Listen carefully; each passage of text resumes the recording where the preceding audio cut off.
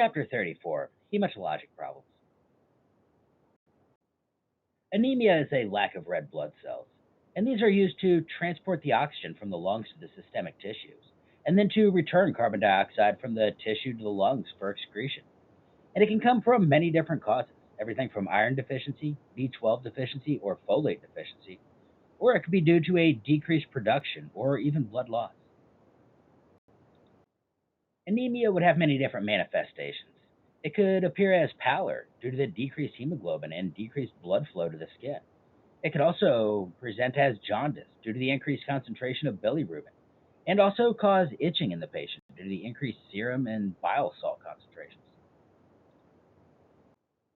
These nursing interventions are going to depend on a lot of different things, the predisposing factor and the body systems affected. Everything from change in mental status with fainting and fatigue, respiratory issues and shortness of breath, heart issues related to angina, digestion due to the change in stool color and decreased perfusion, along with muscle pain. And it's all going to focus on both the symptoms as well as the underlying cause of the anemia. We want to be especially careful, make sure we're monitoring for any increased pulse pressure, and pallor. The first underlying cause is iron deficiency anemia, and this is unfortunately the most common nutritional disorder in the world. Most susceptible are the very young, those with a poor diet, and women in the reproductive years. Iron deficiency anemia could be due to many causes. Could be blood loss, which is that major cause of iron deficiency in adults, as well as chronic blood loss, most commonly through the GI tract. Bleeding may not be apparent and may take time to identify.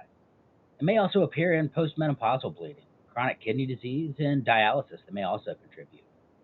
Cheilitis may be found, which is shown there in the diagram on the right. It's that inflammation and sores on the lip. General manifestations, again, pallor is going to be the most common. And glossitis may also be apparent, which is that inflammation of the tongue as seen as our picture. Our laboratory findings are going to include a standard CBC with hemoglobin, hematocrit. We're also going to be focusing on getting that stool occult blood test or a guaiac test to hopefully identify any hidden GI bleed the patient may not be aware of. Treatment may also include an endoscopy or colonoscopy and even a bone marrow biopsy. For drug therapy is going to be supplemental oral iron, but the factors to consider would be best absorbed in an acidic environment. This is why the patient should take their oral iron with acidic fruit juices. Could be undiluted iron, may stain the teeth, so also make sure they're taking it with a straw. And these are both going to be very common ATI and NCLEX questions.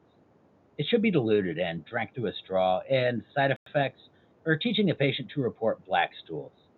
We need the patient to be aware of this because if they see a black stool, they're going to immediately think they have a major GI bleed, when in fact it is also a common side effect of taking the iron. Another one would be thalassemia. This is often asymptomatic and results in those square, abnormally shaped red blood cells, kind of shaped like a cinnamon toast crunch. And it's a moderate anemia where the body will adapt to the reduction in hemoglobin, so no treatment is needed. Next would be pernicious or B12 deficiency anemia. And this is caused by an absence of intrinsic factors within the GI tract. It can also occur post surgery with chronic diseases of the GI tract due to excess alcohol or hot tea ingestion, smoking, for long term users of H2 histamine receptor blockers or proton pump inhibitors, strict vegetarians, or those with a familial predisposition. In the case of folic acid deficiency, causes megaloblastic anemia. Folic acid is needed for DNA synthesis and red blood cell formation and maturation. Manifestations are similar to those of cobalamin deficiency, but if neurologic symptoms present, they may also be caused by a thiamine deficiency. Aplastic anemia is common in patients on chemotherapy and is a result of decrease in blood cells of all types, red blood cells, white blood cells, needing to monitor for neutrophils and infection, as well as a decrease in platelets, especially seen in under 150,000. It could range from moderate to very severe or even fatal. Anemia caused by blood loss could either be acute or chronic, and it can take many different manifestations, everything from fatigue, shortness of breath, and constantly feeling cold in the hands and feet. Also, that paleness of the conjunctiva underneath in the eye, or even pica, which is an unnatural cravings of eating objects that are not food. Hemolytic anemia is the destruction or hemolysis of red blood cells at a rate that exceeds production. Could be caused by problems intrinsic or extrinsic to the red blood cells. Intrinsic forms are usually hereditary and result from defects in the red blood cells themselves. Red blood cells are normal in acquired forms, but damage is caused by external factors such as dialysis. In the case of acquired hemolytic anemia, physical destruction of red blood cells results from exertion of extreme force on the cells. Hemodialysis, extracorporeal circulation used in cardiopulmonary bypass, prosthetic heart valves, or even abnormal vessels. Next would be sickle cell anemia. This is another genetic hereditary trait. In this case, the hemoglobin are forming crescent moon shaped hemoglobin, which then clump up together, forming clots. It's an extremely painful condition. There is an acronym to remember for treatment, which is HOP: hydration, oxygen, and pain. And keep in mind that dehydration and infection are common triggers. Infectious agents could also contribute to acquired hemolytic anemia, and they cause hemolysis in three ways. They invade the red blood cell and destroy its contents. This would be the case such as parasites, such as malaria, or they release hemolytic substances, such as Clostridium perfringens. They could also generate an antigen antibody reaction, such as the case of Mycoplasma pneumoniae. Let's talk thrombocytopenia. First would be heparin induced thrombocytopenia. This is, again, associated with heparin, obviously, and is life threatening. Whenever placing a patient on heparin, we want to monitor the platelets carefully. Keep in mind the heparin antidote is protamine sulfate, which is going to come up a lot in ATI and NCLEX. And it has two major responses to an immune related response to heparin: the platelet destruction and the vascular endothelial injuries. For the clinical manifestations, patients are often asymptomatic. Most common symptom is mucosal or cutaneous bleeding. The patient may also present with petechiae, which is the small microhemorrhages, as we see in our diagram here on the right. For the bigger ones, the medium size would be purpura, and the biggest are ecchymosis, the larger lesions or bruises from hemorrhage. Hemophilia and von Willebrand disease. Hemophilia is an X-linked recessive genetic disorder caused by defective or deficient coagulation factors. And again, this is an extremely rare condition due to how recessive it is. It used to be called the royal blood disease, as a lot of royalty used to get hemophilia and von Willebrand disease. And this was due to a lot of inbreeding among the royal family, making this recessive condition very common. Von Willebrand disease is related to a disorder involving deficiency of von Willebrand coagulation factor, or factor VIII, and results in bleeding, dark stools, joint swelling and pain, and bruising. Disseminated intravascular coagulation is serious bleeding and thrombolytic disorder that results from an abnormally initiated and accelerated clotting. Also results in decreases in clotting factors and the platelets that ensue. May also lead to uncontrollable hemorrhage. There is always caused by an underlying disease or condition: sepsis, serious infection, or major traumas. The body feels like it's dying and it's releasing all of its clotting factors, trying to save itself, when in fact it's actually killing itself. It's an abnormal response to that clotting cascade, stimulated by the disease process. Could be acute or catastrophic. We would diagnose this one with a D dimer, which is a specific marker for the degree of fibrinolysis. We're also going to be monitoring a decrease in platelets for anything under 150,000, as well as a decreased fibrinogen and prolonged clotting times. Leukemias. Leukemia is a group of cancers affecting the blood and blood forming tissues of the bone marrow, lymph system, or spleen.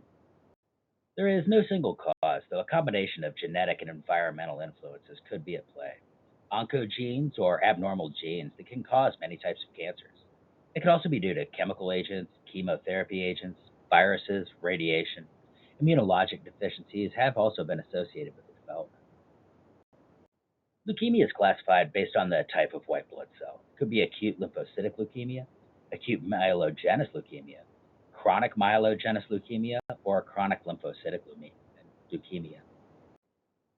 Acute lymphocytic leukemia is the most common type of leukemia in children, with 20% of acute leukemia cases occurring in adults.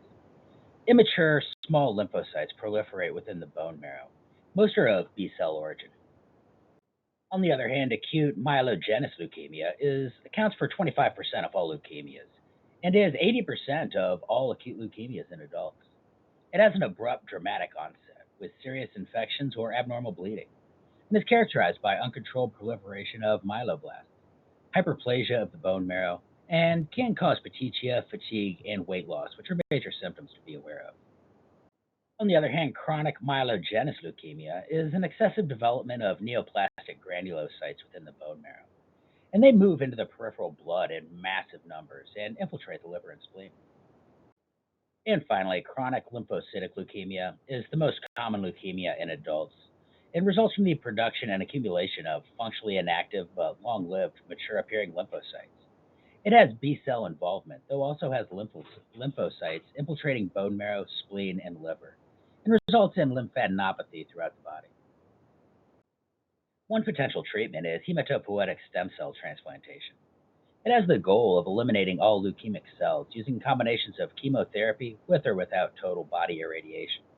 And it helps to eradicate the patient's hematopoietic stem cells and are replaced with healthy bone marrow. Lymphoma. Lymphomas are cancers originating in the bone marrow and lymphatic structures and result in the proliferation of lymphocytes. They comprise 4 to 5% of all cancers in the United States and have two major types: Hodgkin's lymphoma or non Hodgkin's lymphoma.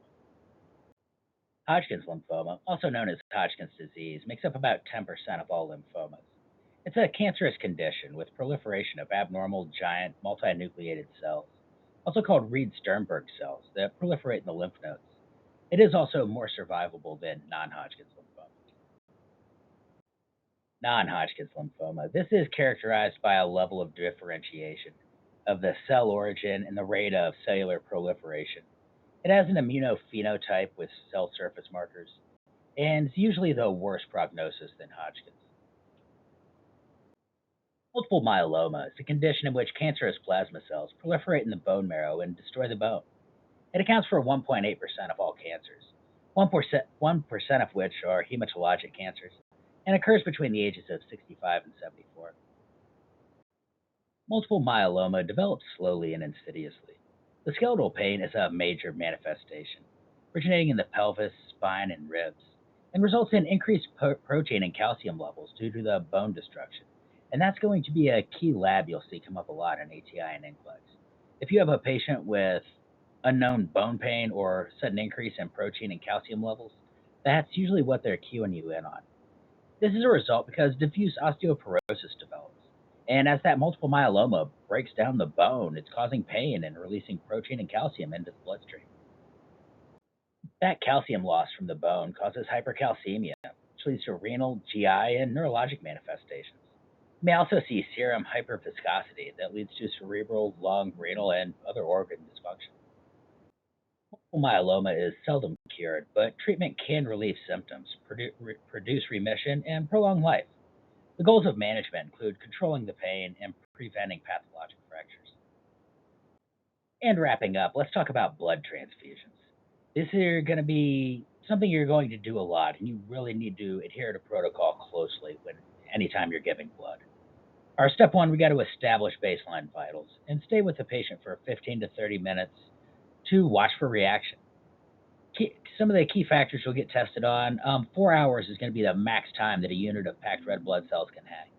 Because think about anything else. Say you left a steak sitting out on the counter. After 2 hours, yeah, I'd probably eat it. But after 4 hours of sitting out, I don't know. And the same thing with blood. This is going to decay really quickly. And we do not want to have any pathogens growing in that blood. Also, keep in mind to only flush blood with normal saline. If the patient reports back pain, this is a hemolytic reaction. Or if the patient begins itching, this is an allergic reaction. Should the patient have any abnormal symptoms, changes, stop the transfusion at the slightest hint of any problem when giving blood. And finally, just wrapping up and reviewing.